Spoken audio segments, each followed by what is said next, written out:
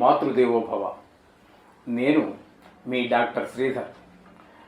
ఇప్పుడు మనము సెప్టెంబర్ నెల 2024 సంవత్సరం ద్వాదశ రాశుల వారికి గోచార ఫలితాలు తెలుసుకునే ప్రయత్నం చేద్దాము సశాస్త్రీయమైన పద్ధతిలో. ముందుగా మేషరాశి వారికి గోచార ఫలితం ఏ విధంగా ఉంటుంది అనేది తెలుసుకునేటువంటి ప్రయత్నం చేద్దాం. మేషరాశి వారికి ద్వితీయ స్థానంలో గురువు, తృతీయంలో కుజుడు, చతుర్థంలో బుధుడు 2 రాశుల్లో సంచారం చేస్తూ ఉన్నారు. ఇక పంచమంలో రవి యొక్క సంచారము, అట్లాగే షష్టమంలో కేతువు శుక్రుల యొక్క సంచారం జరుగుతున్నది. శుక్రుడు 2 రాశుల్లో సంచారం చేస్తూ ఉన్నారండి.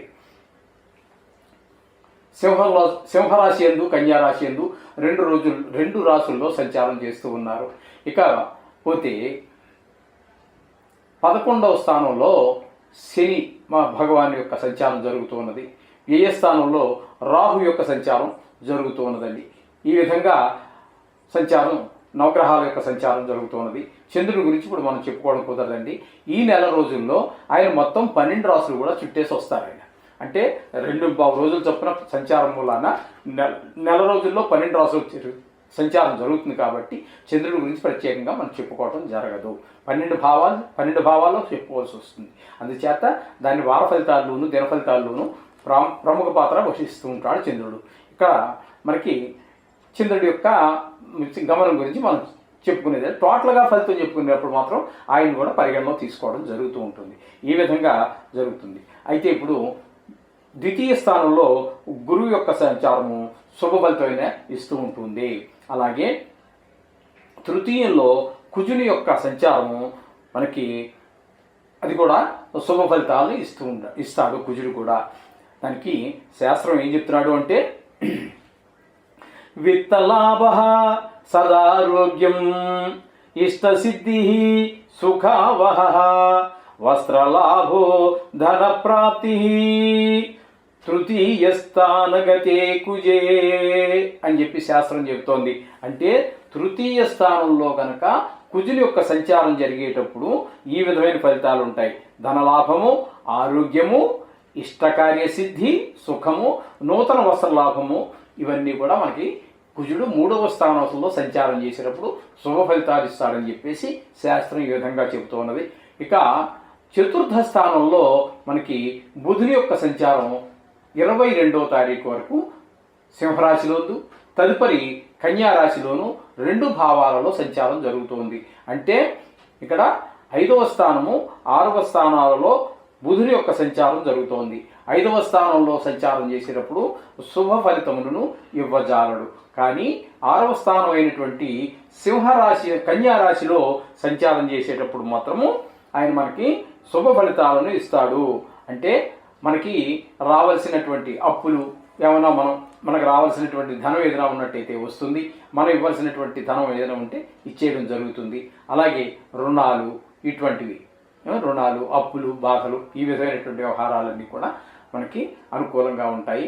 బుధుడి మూలంగా వ్యాపారం కూడా మనకి చక్కటి ఫలితాలు, లాభాలు వచ్చే అవకాశం ఈ విధంగా బుధుని వల్ల కలుగుతూ ఉంటుంది. ఇది ఈ 2వ కన్యారాశిలో సంచారం చేసేటటువంటి రోజుల్లో. ఇకపోతే పంచమ స్థానంలో బుధునితో పాటుగా రవి యొక్క సంచారం కూడా జరుగుతోందండి. పంచమ స్థానంలో రవి యొక్క సంచారం స్వస్థానం అయినప్పటికీ కూడాను మంచి ఫలితాలను మాత్రం ఇవ్వజాలడు. పంచమ స్థానంలో దుష్ప్రభావాలే చూపిస్తూ ఉంటాడు. ఆరోగ్య విషయంగా కొంచెం ఇబ్బంది పెట్టడము, అలాగే పిల్లల యొక్క ఆరోగ్యం కానివ్వండి, చదువు విషయం కానివ్వండి కొంచెం ఇబ్బంది పడేటటువంటి విషయాలు ఉంటాయి. అలాగే మనకి కొంచెం దైవభక్తి కూడా, దేవుడి మీద కూడా ప్రత్యేకంగా మన దృష్టి నిలవదండి. ఏదో చేస్తున్నామంటే చేస్తున్నామన్నట్టుగా ఉంటుంది, కానీ దృష్టి అయితే భగవంతుడి మీద నిలవదు. పూజ దగ్గర కూర్చున్నప్పటికీ కూడా ఈ విధమైనటువంటి ఫలితాలన్నీ కూడా రవి పంచమ స్థానంలో చరించడం వల్ల ఈ విధమైనటువంటి ఫలితాలన్నీ మనకి వస్తూ ఉంటాయి. ఇకపోతే తదుపరి ఆయన 2 రాశుల్లో సంచారం చేస్తూ ఉన్నారండి రవి. ఎట్లా అంటే సింహంలోను, తర్వాత 6వ స్థానం వరకు కూడా కన్యలో ఒక 14 రోజుల పాటు మళ్ళీ కన్యలో సంచారం చేస్తున్నారు, 2 రాసుల్లో సంచారం చేస్తున్నారు. కాబట్టి 6వ స్థానంలో సంచారం చేసేటప్పుడు మాత్రం అన్ని శుభప్రదమైనటువంటి ఫలితాలే అన్నీ మనకి ఇస్తారు. అలాగే మనకు రావాల్సిన డబ్బులకి ఏ విధమైన కొదవ ఉండదు. అలాగే మనం ఎవరికైనా ఇవ్వాల్సినట్టయితే కూడా నిరభ్యంతరంగా మనం వాళ్ళకి ఇవ్వాల్సింది ఇచ్చేయగలుగుతాము. అలాగే 6వ స్థానం కాబట్టి కొంచెం మనకి ఆరోగ్య విషయాల్లోనూ కోర్టు వ్యవహారాల్లోనూ కూడా అన్ని విషయాల్లో మనకి కొంచెం రెండవ అంటే లాస్ట్లో రెండవ 15 రోజులు మనకు అనుకూలమైనటువంటి ఫలితాలు సూర్య భగవానుడు కలగజేస్తూ ఉన్నాడు. ఈ విధంగా 5, 6 స్థానాల్లో ఆయన సంచారం జరుగుతున్నది. ఇకపోతే ఏకాదశ స్థానంలో శని యొక్క సంచారం మనకి జరుగుతూ ఉన్నది. అది మనకు శుభప్రదం అని మనకు తెలుసు. అయితే ఇక్కడ వక్రగతి మూలాన్ని మనం మకరం తీసుకుంటున్నాము. ఆ విధంగానే అక్కడ మీకు దశమంలో ఈ 140 రోజులు మనకి ఇక్కడ సంచారం జరుగుతుంది. కొద్ది రోజులు గడిచిపోయినాయి. అయితే మిగతా రోజులు ఇవన్నీ కూడా మనకి కొంచెం శని వల్ల వృత్తి వ్యాపారాలలోనూ ఉద్యోగ స్థలంలోనూ ఇట్లాంటి కొన్ని ఇబ్బందులు అయితే మనకి కొంచెం కలగజేసే అవకాశం ఉంటుంది. మళ్ళీ ఆయన రుజుమార్గంలోకి వచ్చిన తర్వాత అంటే ఏకాదశ స్థానంలోకి వచ్చాక అన్ని శుభప్రదమైనటువంటి ఫలితాలే మనకు వస్తాయి. ఇకపోతే రాహు వ్యయ స్థానంలో సంచారం జరుగుతున్నదండి. రాహు వ్యయ స్థానంలో సంచారం వల్ల శుభప్రదమైనటువంటి ఫలితాలు మనకి కలగనేరవు. ఇకపోతే మనకి ఈ శ్రావణ మాసంలో మొత్తంగా చెప్పుకోవాలి అంటే మేషరాశి వారికి వచ్చేటటువంటి ఫలితాలు ఏ విధంగా ఉంటాయి అంటే ఈ రాశి వారికి ఈ మాసంలో దేహ జాడ్యం అంటే కొంచెం అనారోగ్యాలు కలగటం, మనోవిచారం, బంధుమిత్రుల వలన ధన వ్యయం, అలాగే చెంచల బుద్ధి, ఇవన్నీ కూడా మనకి ఈ మేషరాశి వారికి ఈ నెల రోజుల్లో జరిగేటువంటి ఫలితాలుగా మనం చెప్పుకోవాల్సి ఉంటుందండి. ఈ విధమైన ఫలితాలన్నీ కూడా మనకి శ్రావణ మాసంలో అంటే ఇది సెప్టెంబర్ నెలలో ఈ విధమైనటువంటి ఫలితాలన్నీ కూడా మనకి మేషరాశి వారికి లభిస్తూ ఉంటాయి. ఏది వచ్చినప్పటికీ కూడా ప్రతి రాశి వారికి ప్రతి నెలలోనూ, ప్రతి వారంలోనూ, ప్రతి సంవత్సరంలోనూ కూడా తప్పకుండా శుభ ఫలితాన్ని ఇచ్చే కొన్ని రాసులైతే, కొన్ని గ్రహాలైతే, కొన్ని గ్రహాలు తప్పకుండా వ్యతిరేక ఫలితాలు ఇస్తూ ఉంటాయి. ఇది సహజము.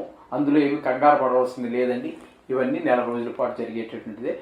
కాబట్టి దీనికి చిన్న రెమెడీస్ అంటే రోజు ఈ నవగ్రహాలకు సంబంధించి కానీ, నవగ్రహాలకు సంబంధించిన మంత్రాలు కానీ, నవగ్రహాలకు సంబంధించి అనేక చెప్పారు. వాటిలో ఏదో ఒకటి మీరు తీసుకొని విష్ణు సహస్రనామం కావచ్చు, శివుడి అభిషేకం కావచ్చు, ఈ సుందరకాండ పారాయణ కావచ్చు, ఇట్లాంటి చాలామంది మహానుభావులు చెప్పారు. ఏ ఒక్కటి చదువుకున్నప్పటికీ కూడా తప్పు ఏమీ లేదు. అన్నీ చేయలేదు అక్కడికే. అందుచేత ఏదో ఒకటి చదువుకోండి. ఖచ్చితంగా వస్తే ముఖ్యంగా నవగ్రహ బీజాక్షరాలు కానీ, మంత్రం కానీ, గాయత్రి కానీ ఏదో ఒకటి చేసుకోండి. అంతా శుభం జరుగుతుంది. శుభం భూయాత్.